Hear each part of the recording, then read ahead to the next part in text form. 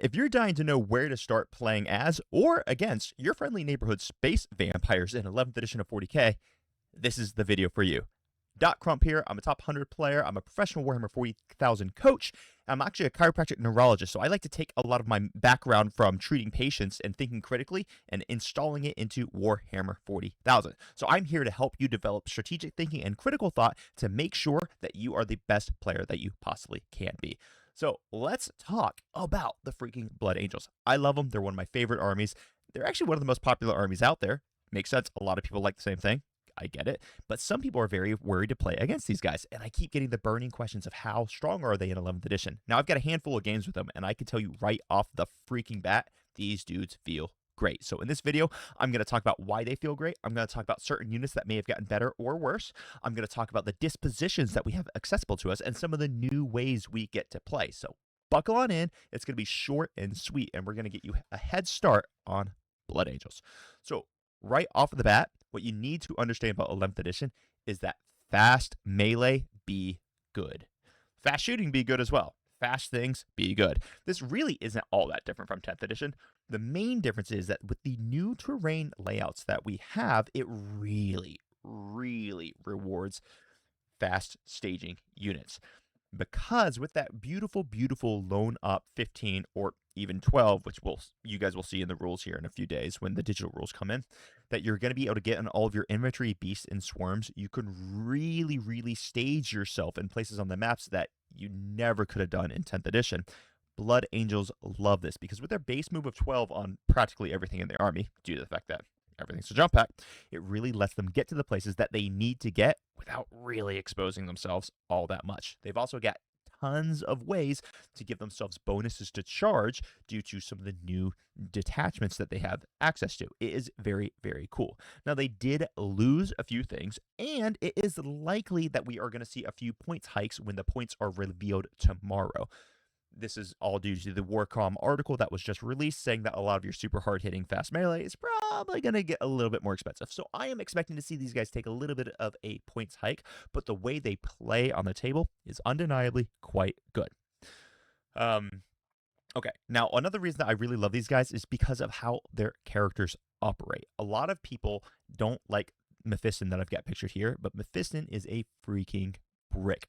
This guy is always lone op 12, so he doesn't need to fulfill all the requirements to be hidden, which is one of the things that you have to do if you're going to be playing in 11th edition, because basically all infantry need to always be trying to fulfill the requirements for hidden, otherwise they're going to die, because 11th edition is brutally deadly, especially at range.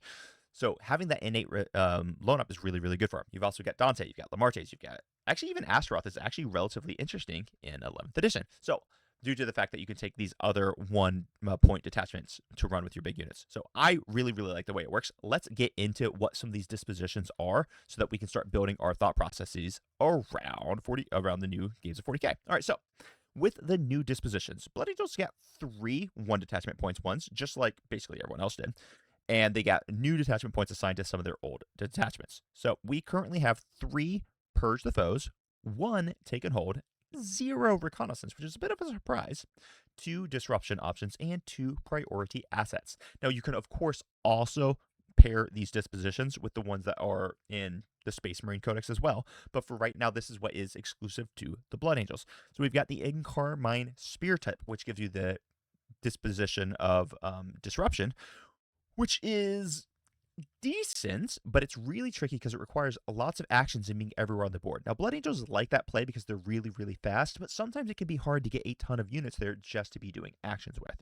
However, having a lot of lone up individual characters makes that easier now, doesn't it? Then we've got the Legacy of Grace. This one buffs all of our individual character units by giving them all +1 to advance and +1 to charge, which right off the bat is a very powerful ability. And for 1 detachment point, it can attach to some of our other detachments in very interesting ways. It also gives us access to priority assets. Now, this is a disposition that I feel like Blood Angels really don't like all that much, because while we are fast and hit super hard, we're not particularly durable. And what this particular detachment really wants, the priority assets, is it wants you to be standing in the center of the board doing actions. That is not something we really like all that much. We've got Wrath of the Doomed, which is going to be able to give global advance and charge to all of our Death Company Marines at the cost of some mortal wounds. I don't particularly like it, but if you want a one detachment to just give you access to the Purge the Foe primary, maybe it's not the best, or maybe it's not the worst option. Then we've got three detachment point detachments. Wow, that is a mouthful. I need to come up with a better way to freaking say that. We have Angelic Inheritors, Liberator Assault Group, and the Rage Curse Onslaught. Now, these detachments have not really changed, but the way they score primary has. So we've got priority assets on the Angelic Inheritors, and we've already spoken about how it can be a little bit tricky to do actions and hold the center with this army, so I don't really like that primary. We've got Take and Hold for Liberator Assault Group. I'll have more to say on this in just a moment. We've got Purge the Foe for the Rage Curse Onslaught, which is, that army just wants to charge forward and murder stuff, so that seems reasonable. Then we have both Angelic Host and the Lost Brethren. Now, these are two detachments that basically got 0% play in 10th edition, but they have a new bit of life breathed into them in 11th edition due to the fact that they're 2-point detachments that can be paired with these 1-point detachments. And we'll talk a little bit about that on the next page. So here's your quick cheat sheet. If you aren't super familiar with all the dispositions right now, don't worry. Here's your quick cheat sheet. I'm also putting together a video that's going to go really in depth on all those to scratch that itch of you guys have to know everything, which I understand. So Take and Hold primary, which comes with some of these dispositions, Liberator Assault Group in our scenario. Basically, you're holding objectives, you're killing units. It's actually very similar to what it was back in the previous edition, except you're going to be standing on different places on the board, and you have that access to that sweet loan up. Well, it's not loan up, it's called hidden, but it's effectively loan up for a lot of your infantry, beasts, and swarms. Then you've got Purge the Foe, which is going to be rewarding you for killing units, and you get some points for holding objectives. Now, a lot of people initially are thinking Purge the Foe is the strongest of the dispositions. I don't necessarily agree, but I would agree that it's one of the more easy to score dispositions. However, it also forces you to expose yourself, and you can get hit with a right hook real fast if you're exposing yourself too much. Then we have priority assets, which is the one that I said you're holding the center and doing actions. Quite good for certain armies, but it's very, very difficult for other armies. I think this is one that BA don't particularly want to be doing. Then you've got Disruption, which you're getting points for holding objectives, holding your enemies home, doing actions, killing. It's kind of like a catch-all. You kind of get points for doing basically everything, but they're lower amounts of points. And this one's tricky, but I feel some real sauce in it. And then lastly, we've got Reconnaissance, which is B places, which Blood Angels don't really have access to Reconnaissance unless we take a 1 detachment point from Codex Space Marines. So what are the fake combinations that I'm really liking? For right now, yes, I know it's boring. Some people are a little frustrated, but Liberator Assault Group, in my opinion, is still goated. Now, I know it's 3 detachment points. We don't get any of those new combinations, but here my argument for it. Liberator Assault Group loves punching you in the face, and it doesn't really like exposing itself all that much. Due to the new 11th edition rules, what we can do is we can stage much more safely than we could back in 10th edition. Now, some of the staging points you can get better angles into, but because I have that sweet hidden rule, I can stand in places where it can be very challenging for your opponent to shoot you, or at least very challenging for your opponent to focus fire from multiple different angles into. So Liberator Assault Group feels great because it really forces your opponent to come take you off of your objectives, and then you get to go counterpunch them really, really hard. It's my favorite right now for Blood Angels. It feels awesome. Then we have another one, which I am actually enjoying quite immensely. We have the Angelic Host combination with Legacy of Grace. This gives us access to either the Disruption or the priority assets dispositions. Now, these are two of the dispositions that a lot of people are dismissing at first, but I don't necessarily agree. I've played 2 games with this. One, I got crushed in it, brand new to my Angelic Host. Didn't play particularly well. I accept that. The next game, I actually played really well with it, and I scored massive points with it. It's going to require a little bit of a different approach if you're not used to just kind of prioritizing doing actions and making sure you're in all the right spots and utilizing some of the really cool strengths available to you via Angelic Host. But once you really get it, this feels really, really, really good. It's also very cool that the Legacy of Grace detachment that you're adding in here gives you access to, say, on-demand sustained hits. It also gives you access to +1 to advance and charge, which is really, really good when combined with the new heroic intervention rules. Then we have the Lost Brethren, which is the Death Company attachment attached to Legacy of Grace. This gives us access to both Disruption and Purge the Foe. Now, Purge the Foe is very, very powerful because it's the most easily scoring one. Lost Brethren kind of sucked in 10th edition, and I don't think it's particularly great in 11th edition. However, when you're adding the +1 to advance and charge and then the on-demand sustained hits, it gives you access to the ability to really start killing your opponent in very, very fast and interesting ways with the Lost Brethren. So I don't actually hate the combination, although it's definitely lower on my totem pole, things that I want to prioritize my investigations of.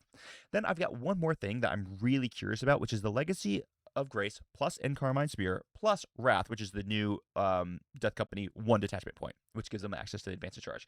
Then you're starting to stack things like advance and charge with sustained hits, with +1 to advance and charge, with fallback and charge innate. This might give us some really, really cool builds. I personally have not explored it, but I think there might be some real value with it. Now, some people are thinking, why don't I talk about Angelic Inheritors or Rage Curse Onslaught here? Well, I'm not interested in those two detachments currently because of the fact that we have the priority assets on the Angelic Inheritors. Let me just go back so I can show you guys that. We'll just click right here. So Angelic Inheritors is priority assets because I don't think that fits very well with Blood Angels units. And I'm not particularly excited about Rage Curse Onslaught because that detachment really, really, really rewards you for being battle shocked. And in 11th edition, being battle shocked is real bad. It's a way bigger deal than it was in 10th edition. A lot of people in 10th edition were like, yeah, whatever, I'll just get battle shocked because then I'll unbattle shock in my command phase. Doesn't necessarily happen in 11th because now you have to pass an additional test to unbattle shock, which is going to bite a lot of people in the butt a lot of times. So just be aware. That's why I'm not super hot on those. Now let's talk about some of the units that have gotten better and or worse in the new edition with the Blood Angels. So Death Company, in my opinion, feels a lot better when we can stack these guys with that hidden rule, allowing us to perhaps like heroically intervene, or I'm sorry, not heroically intervene, sorry, come into a rapid ingress and be hidden when we do that rapid ingress. It allows us to stage in much more aggressive places than we previously could. Also, with an innate ability to re-roll charges, this stacks with the fact that you can't stack CP in the charge phase, so you can't use multiple stratagems on a unit in the charge phase. This gives us the ability to really counteract the fact that our most of our charges got 1 inch longer, because now in 11th edition we measure charges from our base to the model's base instead of from our base to the model's engagement range. It gives you a lot more flexibility on where you decide to charge, because once again we get to roll the dice first and then see where we want to charge. So you can set things up much more easily to go for much more aggressive charges with the Death Company and their ability to reroll charges. It's real dang good. Now, there's some controversy about the Sanguinor. If you follow me and you know how I play, I have never used the Sanguinor for killing. I use the Sanguinor for pile-in and consolidation disruption. That is my purpose for the Sanguinor. And in 10th edition, he actually gets better at that job. Now, sure, his fights first is not quite as powerful, but I've never really cared about his fights first abilities because I don't really bring him to be a beat stick. I always get disappointed if I bring him to be a beat stick, actually. So I don't bring him for that purpose. I bring him there to screw up my opponent's combat movement. And that is his sole living purpose for me, and he's incredible at that job. In addition to that, in 11th edition, he also gives you the ability to reroll battle shock and leadership tests, which is highly relevant in the new edition. However, when you combine his innate ability to script piles and consolidates with his 2-inch engagement range, it allows him to tag a lot more things with his miraculous savior ability than it used to. There is a problem though, and the problem is that now in the new edition of Warhammer 40k, the freaking Sanguinor's ability is defined as an ingress move. And when you read the rules on ingress moves, it says that if you have completed an ingress move, you are not eligible to do any type of movement until your opponent's, I'm sorry, not your opponent's, until the next start of the next charge phase. That's a problem because he comes down in the charge phase, which means if you bring him down in your opponent's turn, he can't move in your next turn. Now, he could charge, but he can't do any movements. That sucks, simply because of the wording. If you're confused by that, go look up the wording for ingresses. It's a big problem. So if he comes down, and let's say I kill the unit that he came down with, even if he's not engaged in my next movement phase, I can't move him. Rules as written. Now, hopefully they patch this and they fix this with a little wording, but as of right now, it does make him a little bit lower priority for me, even though I tend to prioritize his other abilities immensely. So we're going to see how that ends out with the digital rules update that we're going to see. And then lastly, the Ball Predator has become so awesome. I've always maintained, I find the Ball Predator to be the most powerful solo unit in our army. its ability to be incredibly fast with its brutally powerful weaponry and incredible Overwatch is so good. Now, on a lot of these new boards, with up to 18 inches of movement in turn one and 18-inch range, it's very easy to touch terrain and just see through it, because now all you have to do is be within terrain to see through it. You don't have to be wholly within, and you can get crazy angles on your opponents in very, very early turns. Stack that with the changes to Overwatch, which allows you to select your Overwatch target at the end of the opponent's movement phase. It makes it much easier to get a brutal Overwatch on your opponent. This is one of the reasons why I really, really like the Ball Predator. So, right now, Blood Angels feel tremendous. I'm a little cautious about the points reveals that are going to come out tomorrow. Maybe I'll do a little update once that stuff comes out. I like a lot of our options for the detachments. I like the fact that detachments that sucked in 10th might be relevant in 11th, even though I do still think that Liberator Assault Group is our best option. I think the other really good options from the 10th edition got a lot worse simply because of the dispositions and the battle shock mechanics, as I explained. And then finally, these are the units that I think have dramatically changed. And I want to hear your opinions in the comments down below. How's your testing going? I want to know everything about it. And until next time, crump on. Bye bye.